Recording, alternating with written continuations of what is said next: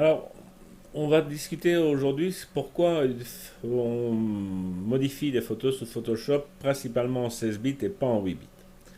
Donc ici, j'ai bien une image. Quand je regarde dans mode, je suis bien en 8 bits.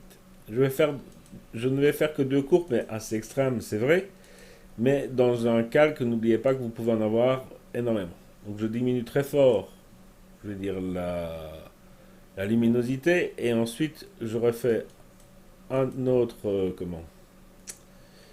une autre courbe où cette fois-ci je vais faire le contraire, c'est-à-dire remettre la luminosité. Alors, regardez bien la peau ici, comment elle est devenue.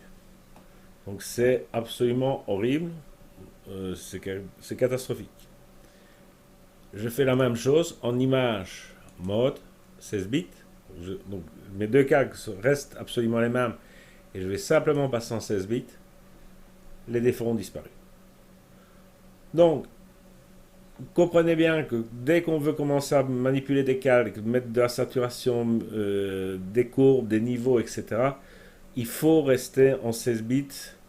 Il y a très peu de filtres dans Photoshop qui exigent le 16 bits. On a la galerie des filtres,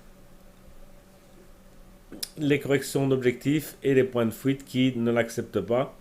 Ou parfois le grand angle adaptatif ne marche pas non plus, mais en gros, tout marche dans Photoshop en 16 bits, sauf quelques exceptions.